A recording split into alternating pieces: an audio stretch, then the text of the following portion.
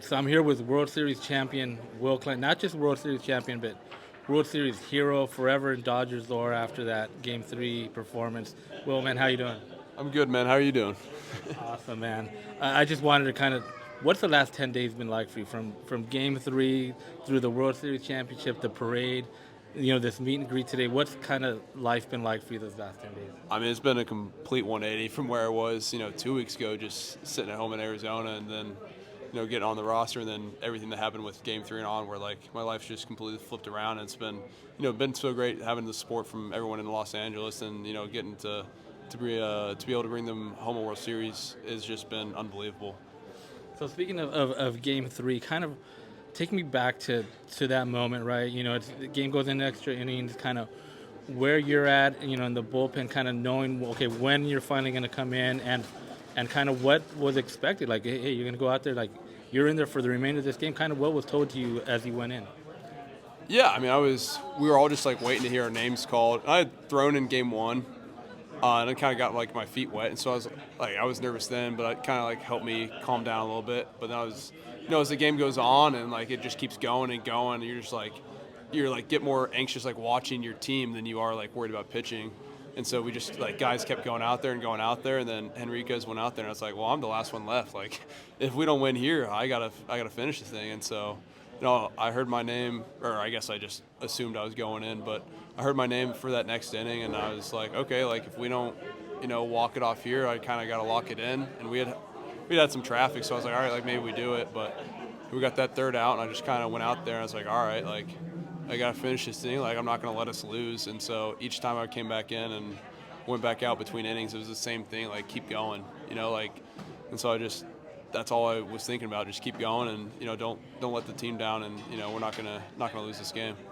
So you went out career high, 72 pitches, right? Never thrown that many at this level. Um, I mean, what's your thinking? Like like you said, you're not gonna let this lose. Did anybody come to you and say like, okay, maybe one more inning, another? You kind of could just go out there, and you're ready, kind of just to go right back out there.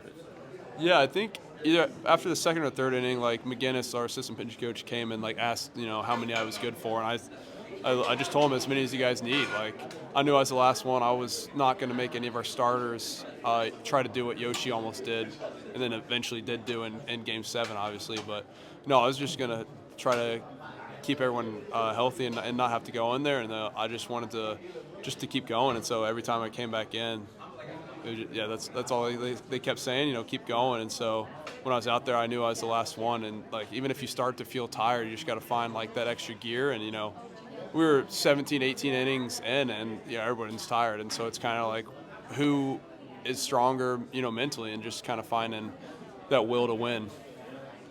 So yeah, I mean, like I was saying, forever in Dodgers lore, it's going to be remembered, with the Gibson home runs, the Freddie home runs, and Freddie home run that night. So just awesome performance.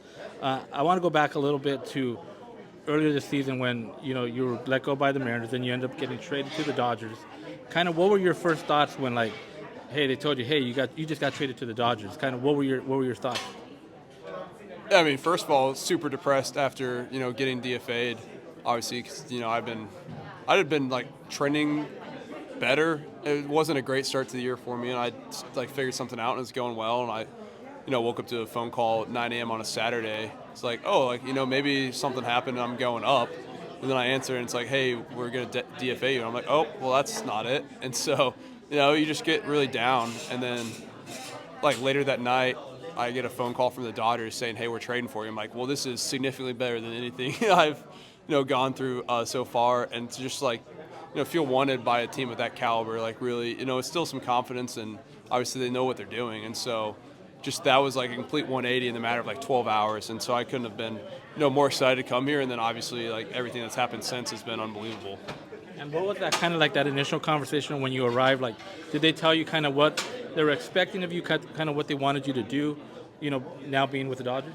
Yeah, a lot of it's kind of based around like they liked my fastball shape and my curveball, and my slider hadn't been performing or had been a little consistent. And so we scrapped my slider that I was throwing then, focused more on fastball, curveball, and then cutters to lefties. And so that really helped me, get a lot more comfortable with my curveball. And so I just was basically pitching fastball, curveball, and cutter for the first couple, weeks here. And then we went through it and we're like, all right, like struggling a little more with righties, and then McGinnis helped me add a new sweeper that I started throwing and just basically turned my curveball sideways. And so, that was the big thing there, and just not being afraid to go get hitters really, and just getting ahead of guys.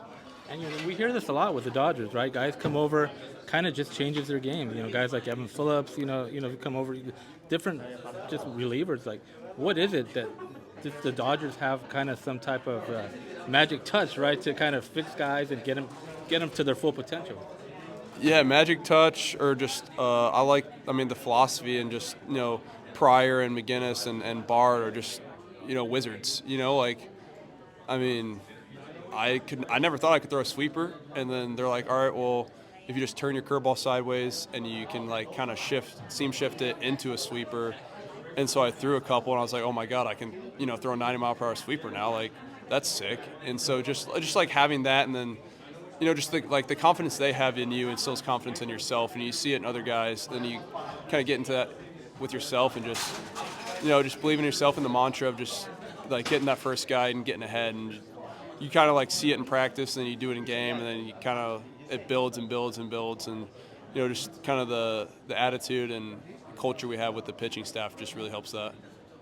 I just wanted to touch real quick on one of your guys' leaders down the bullpen, Alex Vesia, right? Obviously, very personal situation for him. Kind of, what has he meant to you guys in that bullpen? That just your whole team. At this time, what does he mean to this team?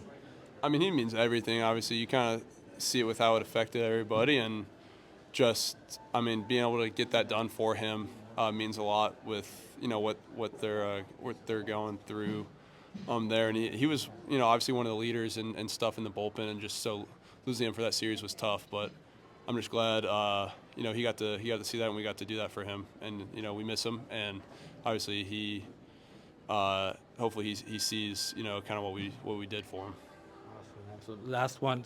So just seeing kind of what this team did right in that Game 7, Rojas, Yamamoto stuff. You as a pitcher, especially for Yamamoto, kind of when you see something like that, what does that kind of say to you or mean to you?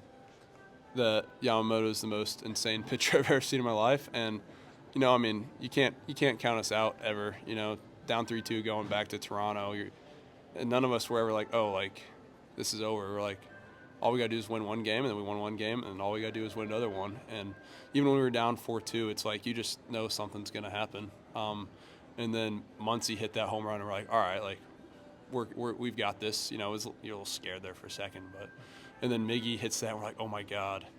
And you kind of saw it coming, because of that whole like we cleared with them, and Hoffman was like kind of yelling at Miggy and Kirby, and then he was like the first to walk away, and you're like, kind of like, does he have it? Like if you're gonna talk crap and then walk away, it's like and then so it's kind of inevitable that Miggy was gonna go hit that off him, and then it just shows that like it doesn't matter what you've done in the past, it's like what you can do. And then everyone on the team just loved that for him. Like that was such a huge moment. And then the plays he had made, like even the day before when he wasn't hitting, like it was just having those guys go and do what they did just shows that that you weren't going to beat us. Awesome. Well, I appreciate the time, Will. Much success going forward. And like I said, forever Dodgers champion, Dodgers hero, Dodgers lore.